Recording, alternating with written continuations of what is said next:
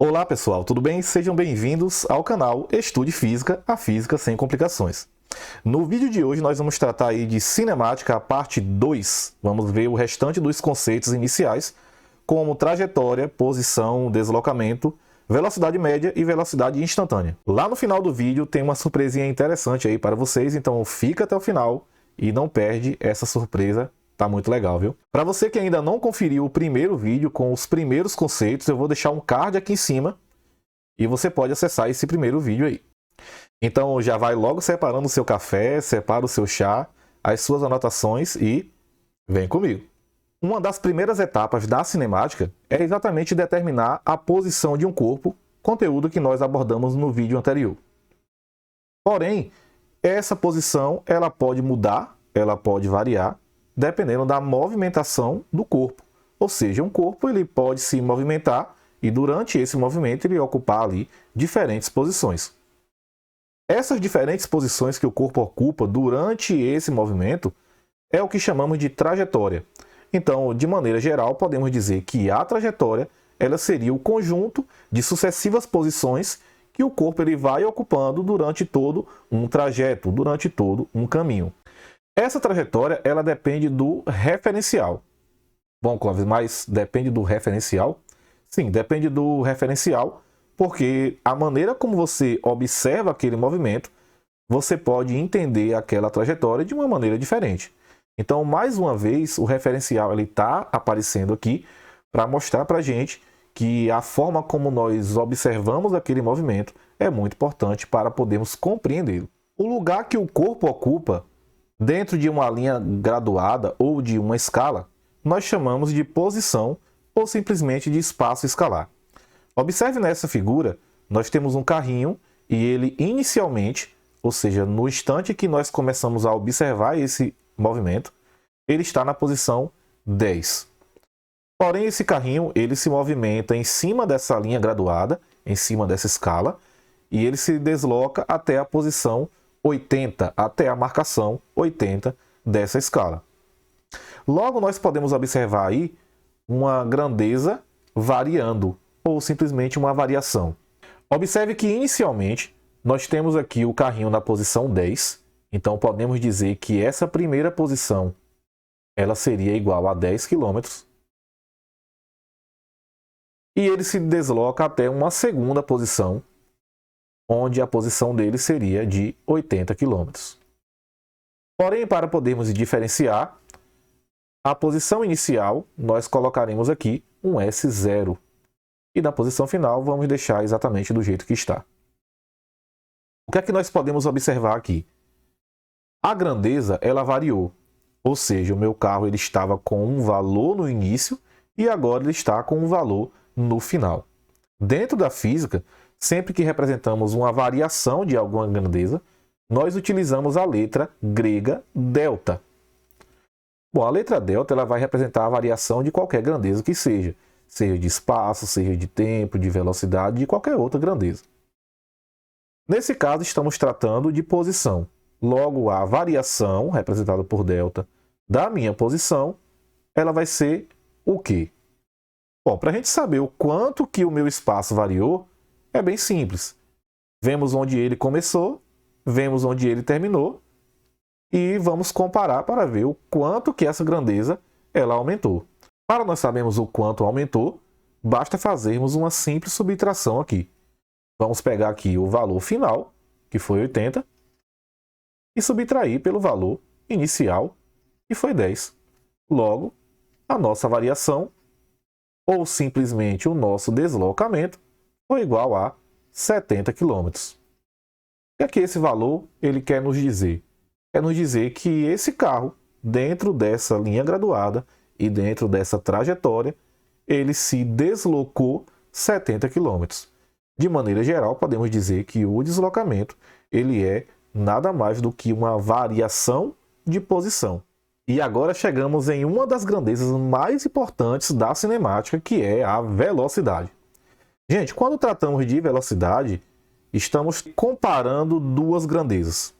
Por exemplo, nós falamos até esse momento que o carrinho estava se deslocando da posição 10 até a posição 80 mas a gente não falou nada sobre quanto tempo ele gasta para poder fazer isso. Quanto tempo que o meu carrinho ele gastou para sair da posição 10 até a posição 80? Bom, ali nós vemos dois relógios. Um relógio está marcando 9 horas quando ele saiu da posição 10 e o outro relógio está marcando 11 horas quando ele chegou na posição 80. Observamos aqui que duas grandezas estão variando. Como nós observamos, está variando a posição, ele saiu da 10 até a 80, e está variando também o tempo. Ele saiu do instante número 9, do instante 9 horas, e está agora no instante 11 horas. Logo, nós temos aqui duas grandezas. A comparação que a gente faz é quanto de espaço que ele pode percorrer e quanto tempo que ele vai gastar para isso. Logo, quando tratamos de velocidade, a velocidade ela nada mais vai ser do que a comparação que você faz, a razão que você faz entre a grandeza da distância, ou seja, o quanto que o seu móvel ele consegue se deslocar, e quanto tempo que ele vai gastar para isso. Logo, estamos falando aqui de duas variações, mais uma vez aparecendo aqui a letra delta para representar a variação. Dessa vez eu tenho uma variação de distância, a variação de posição e a variação de tempo. Mas vamos calcular, né? Vamos calcular um pouco aqui para ver qual a velocidade desse corpo nessa situação. O que é que nós podemos observar aqui? Nós observamos que esse ΔS, ou seja, o quanto que a minha posição variou, nós vimos que vamos fazer apenas uma subtração entre os valores final e inicial. O valor final foi 80 e o valor inicial foi 10. Logo, o ΔS ele vai dar 70 km. Já temos aqui o valor de ΔS. E o valor de ΔT? O valor de ΔT, vamos fazer um cálculo semelhante. O valor final é 11 e o valor inicial é 9. Logo, o ΔT ele deu aí 2 horas. Então, o que é que nós podemos concluir disso aqui? O meu carro ele percorreu 70 km em 2 horas. Como que calculamos a velocidade? Simplesmente vamos fazer uma comparação entre esses valores. Na matemática, sempre que fazemos uma comparação entre dois valores, a operação é a divisão. Logo, a nossa velocidade ela vai ser ΔS dividido por ΔT. O ΔS vai ser igual a 70 e o ΔT vai ser igual a 2. Quando fazemos essa divisão, o valor encontrado será igual a 35. Observe que a minha distância ela está em quilômetro e o meu tempo ele está em hora. Logo, a velocidade que o carro ele realiza esse movimento, que realiza essa trajetória, vai ser igual a 35 km por hora. Isso quer dizer que a cada hora esse corpo ele vai percorrer 35 km dentro dessa escala. E a velocidade instantânea? A velocidade instantânea é a velocidade em um determinado instante de tempo. O que é que isso quer dizer? Vamos imaginar que esse carro que está se deslocando dentro dessa escala, ele se desloca com uma certa velocidade. Porém, a velocidade dele geralmente não é a mesma durante todo o trajeto. Vamos pensar que sempre que nós viajamos para algum lugar, aquele velocímetro do carro onde a gente está, ele vai sempre mudando de velocidade, às vezes aumentando aquela velocidade, às vezes diminuindo aquela velocidade. Então a velocidade ela não vai permanecendo a mesma durante todo aquele trajeto. Porém, a velocidade que o carro está em um exato momento, em um exato instante, é exatamente o que chamamos de velocidade instantânea. A velocidade média ela faz uma média geral de todas aquelas velocidades durante o trajeto inteiro. A velocidade instantânea é a velocidade em um exato momento da trajetória. Observe que a velocidade nem sempre ela vai aparecer em km por hora. Mas será que dá para a gente fazer alguma transformação?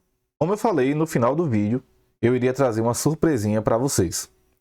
Essa surpresinha é sobre a conversão de unidade de velocidade. Às vezes a gente tem dúvida sobre quando usar metro por segundo, quando usar quilômetro por hora, ou aparecem outras velocidades como quilômetro por segundo ou metro por minuto. Então vamos tentar entender melhor essa questão das unidades. Primeiro, existe um sistema internacional de padronização de unidades. Esse sistema, ele utiliza distâncias medidas em metro e utiliza o tempo medido em segundos. Logo, a unidade padrão para a velocidade no sistema internacional é o metro por segundo. Porém, as velocidades que são medidas no nosso cotidiano, geralmente elas são medidas em quilômetro por hora. Um velocímetro de um carro, por exemplo, ele é graduado em quilômetro por hora. Porém, como podemos fazer essa conversão? Ah, professor, eu lembrei lá do ensino médio quando o meu professor ele disse que é só a gente dividir ou multiplicar por 3,6. Bom, mas você sabe por que é 3,6? E será que você precisa realmente decorar esse 3,6? Vamos entender melhor aqui. Aqui nós estamos fazendo uma conversão de metro por segundo para quilômetro por hora e vice-versa. Logo, as unidades aqui que nós estamos convertendo nada mais é do que o metro para quilômetro e vice-versa e o segundo para hora e vice-versa. Logo, nós temos o seguinte. Uma hora ela vai ter 60 minutos e 60 minutos, considerando que cada minuto vai ter 60 segundos, multiplicando os dois valores, eu tenho lá 3.600 segundos. Ok. Então, concluímos que uma hora tem 3.600 segundos. 1 quilômetro, temos 1.000 metros. Logo, para a gente converter de quilômetro por hora, vimos anteriormente que nada mais é do que uma fração. Colocamos o valor em quilômetro como numerador e colocamos o valor do tempo, 3.600, como denominador. Quando dividimos, fica essa fração, 1 dividido por 3,6. Logo, a gente pode considerar que 1 metro por segundo ele vai ser 3,6 km por hora. Por isso que nós, sempre que queremos converter de maneira rápida, fazemos essa conversão de quilômetro por hora para metro por segundo. Eu divido o valor por 3,6 e de metro por segundo para quilômetro por hora eu multiplico por 3,6. Esses foram os conceitos básicos para a cinemática. Esses conceitos vão nos ajudar a compreender melhor o estudo dos movimentos. E nesse momento do vídeo eu quero pedir uma opinião para vocês. O que vocês acham de resolvermos alguns exercícios de cinemática nos próximos vídeos? Deixa aqui nos comentários. Eu também já quero te pedir que se inscreva no canal, ative as notificações para não perder os próximos vídeos. Se esse conteúdo te ajudou de alguma maneira, se foi interessante para você, se tirou alguma dúvida sua, não esquece de deixar o like, ajuda muito a sempre estar trazendo novos conteúdos aqui para o canal. É um prazer imenso te ter por aqui. Até a próxima aí. Valeu!